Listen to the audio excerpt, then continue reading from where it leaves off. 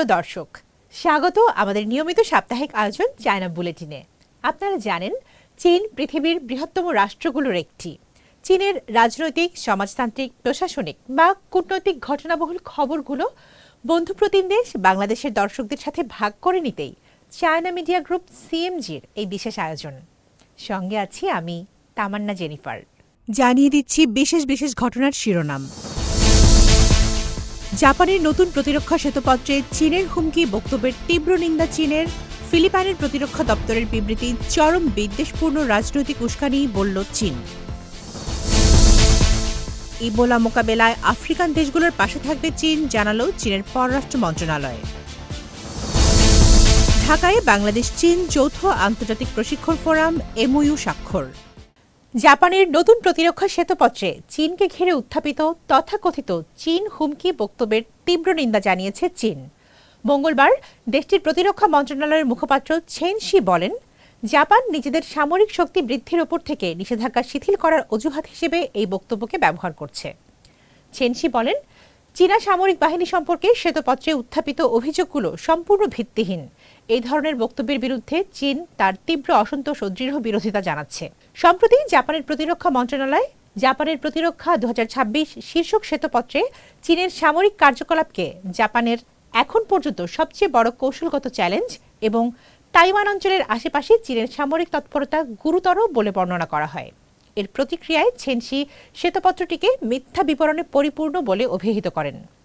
এদিকে ফিলিপাইনের প্রতিরক্ষা দপ্তরের গত 31 জুলাই প্রকাশিত একটি বিবৃতিকে চরম বিদ্বেষপূর্ণ রাজনৈতিক উস্কানি বলে নিন্দা করেছে চীনের পররাষ্ট্র মন্ত্রণালয়। মঙ্গলবার সংবাদ সম্মেলনে মুখপাত্র লিনচিয়ান বলেন, ফিলিপাইনের মুষ্টিমেয় কিছু চীন বিরোধী শক্তি নিজেদের স্বার্থসিদ্ধি এবং সমুদ্রে ফিলিপাইনের লঙ্ঘনমূলক কর্মকাণ্ড ঢাকার জন্য ন্যায় অন্যায়কে গুলিয়ে ফেলার সব রকম অপচেষ্টা করে। তাদের এই প্রচেষ্টা সফল হবে না। ইবোলা ভাইরাসের প্রাদুর্ভাব মোকাবেলায় আফ্রিকান দেশগুলোর প্রতি সহায়তা অব্যাহত রাখার প্রতিশ্রুতি দিয়েছে চীন। মঙ্গলবার চীনের পররাষ্ট্র মন্ত্রণালয়ের মুখপাত্র লিনচিয়ান বলেন, ভাইরাসটির বিস্তার অব্যাহত থাকায় চীন চিকিৎসা সহায়তা ও প্রয়োজনীয় সমর্থন দিয়ে আফ্রিকান দেশগুলোর পাশে থাকবে। লিনচিয়ান জানান, চীনা সহায়তার অংশ হিসেবে সম্প্রতি গণতান্ত্রিক প্রজাতন্ত্র কঙ্গোর রাজধানী কিনশাসায় তৃতীয় চীনা চিকিৎসা বিশেষজ্ঞ দল পাঠানো হয়েছে। তিনি বলেন, বিশেষজ্ঞ দলটি মহামারীবিদ্যা, স্বাস্থ্য কোয়ারেন্টাইন, ক্লিনিক্যাল চিকিৎসা এবং রোগ জীবাণু পরীক্ষার বিশেষজ্ঞদের নিয়ে গঠিত। পূর্ববর্তী দলগুলোর অভিজ্ঞতার ভিত্তিতে এই দলটি ডিআরসি ও আন্তর্জাতিক সংস্থাগুলোর সঙ্গে সমন্বয় ও তথ্য আদান প্রদান আরও জোরদার করবে, যাতে মহামারী প্রতিরোধ ও নিয়ন্ত্রণ কার্যক্রম আরও কার্যকরভাবে পরিচালনা করা যায়। বাংলাদেশ ও চীনের মধ্যে জ্ঞান বিনিময়, গবেষণা সহযোগিতা এবং নীতি সংলাপকে আরও শক্তিশালী করতে রাজধানী ঢাকায় শেষ হল 4 দিনব্যাপী আন্তর্জাতিক প্রশিক্ষণ forum comparative governance forum 2026। Bangladesh institute of international and strategic studies BIISS এবং চীনের ফুতান বিশ্ববিদ্যালয়ের school of international relations and public affairs SIRP এর যৌথ উদ্যোগে এই ফোরাম।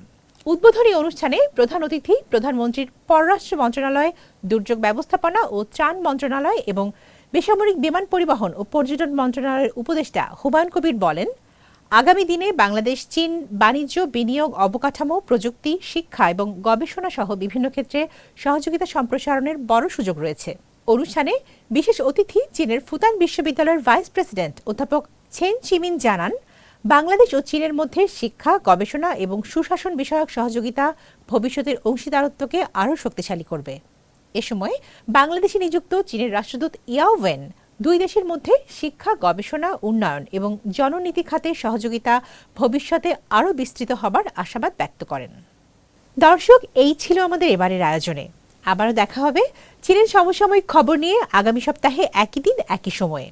অনুষ্ঠানটি সামাজিক যোগাযোগ মাধ্যমে দেখতে ভিজিট করুন www.facebook.com/cmg বাংলা এবং ইউটিউব চ্যানেল CMG বাংলা।